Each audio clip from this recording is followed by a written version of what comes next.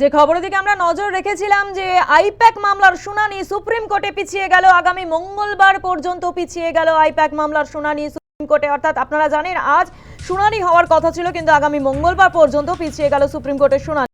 পিছলে আইপ্যাক কাণ্ডে ইডির করা মামলার শুনানি, রাজ্যের হলফনামার জবাব দিতে সময় চাইল ইডি।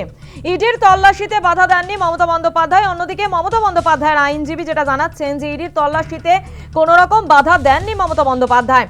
পার্টি সংক্রান্ত নথি নিয়ে এসেছিলেন তিনি, আধিকারিকদের অনুমতি নিয়েই নথি নেন মুখ্যমন্ত্রী, এমনটাই দাবি করেছেন। অর্থাৎ সুপ্রিম কোর্টে এমনটাই দাবি করেছেন মুখ্যমন্ত্রী মমতা বন্দ্যোপাধ্যায়ের আইনজীবী।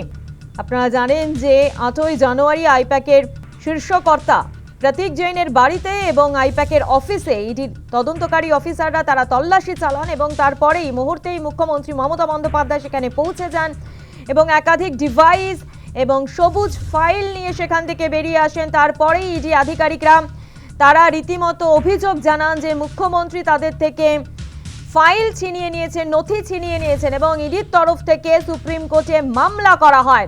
যেই মামলার আজ শুনানি ছিল, কিন্তু শুনানি পিছিয়ে গেল, মঙ্গলবার পর্যন্ত শুনানি পিছিয়ে গেল। যেটা বলা হয়েছে যে রাজ্যের হলফনামার জবাব দিতে সময় চেয়েছে ইডি, সেই কারণে